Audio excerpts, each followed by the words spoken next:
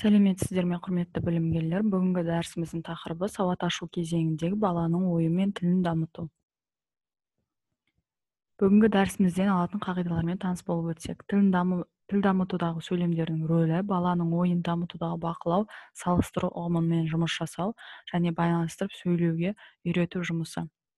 Бастауыш мектепте әдістемесінде байланыстырып сөйлеу жаттығуларының түрлері: біріншіден, сұрақтарға кеңейте жауап беру, әңгімелесу.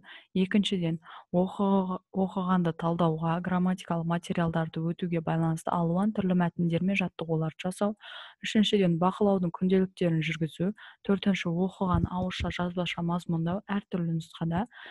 Бесіншіден, берілген тақырып бойынша сурет бойынша бақылау арқылы жиналған материалдар туралы басы немесе аяғы берілген материалдар туралы тағы да сол сияқты ауызша жазбаша әңгіме құрастыру. Алтыншы, жаттап алған көркем мәтіндерді айту. Шығармашылық жаттығуларға мынандай талаптар қойылады. Мұғалім ең алғашқы қарапайым мысалдармен қанағаттанбауы тиіс. Ол ұзақ синтаксистік күрделі шын мәнінде жақсы сөйлемдер құрастыру жағынан іске асырылады. Мұнда жұмысының нәтижесін шығарып, кейбір жақсы сөйлемдерді жазып қою сияқты шығармашылық жарыс ұйымдастыру көмегі зор. Шығармашылық түрде сөйлеу құрал оқу сабақтарында оқығанды талдауға және мазмұнын айтуға байланысты, грамматикалық сабақтарда түрлі жаттығуларға байланысты шығармаға дайындау барысында үйренген сөздерді қолдану белсенділігін арттыру жұмыстары барысында үнсіздік жүйелі жүргізіліп отырады. Соңғы психологиялық зерттеулерге қарағанда, бастауыш сынып оқушыларының өзін теориялық ойлауға, жалпыдан жекеге көшіру, заттар мен құбылыстардың арасындағы байланысты аңғаруға үйретуге болатын анықталды. Егер мектепке оқуға түскен бала әлі заттар мен құбылыстар негізін белгіленген айыра алмаса, мұның өзі олардың тәжірибесінің аздығын, білімнің жеткіліксіздігі мен шығармашылығынан деп түсінген жөн.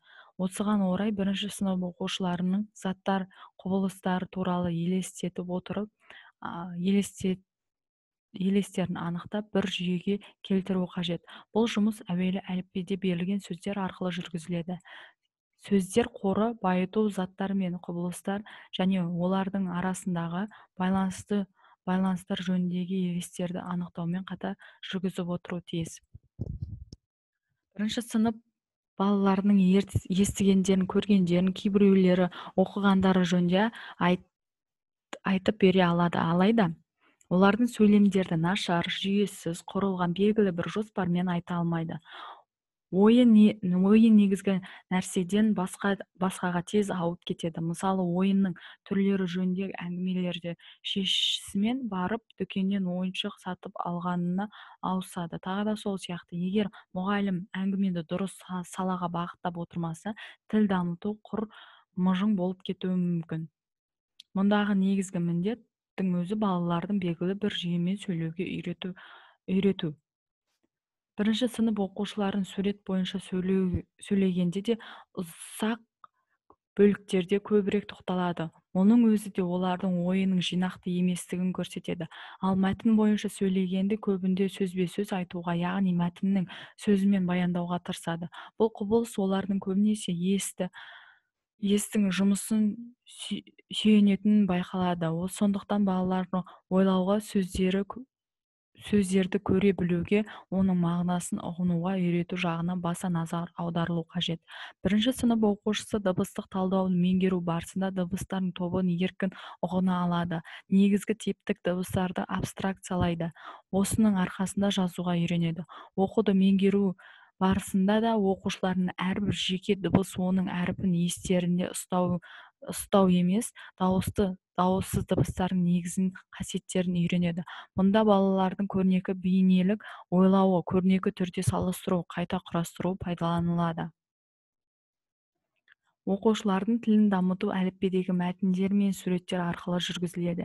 Әліппеде бағанамен берілген сөздер өмірдің әр саласын қамтиды. Балалар мен үлкендердің өмірі, табиғат құбылыстары, баланың қоршаған сан алуан заттар, өсімдіктер, жануарлар дүниесі тағы да басқа.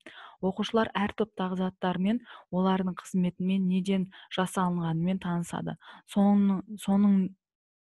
соңында олардың топтастырылады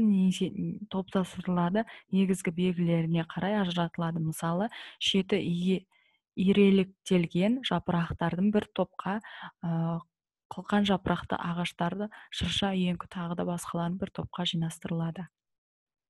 Назарларыңызға рахмет.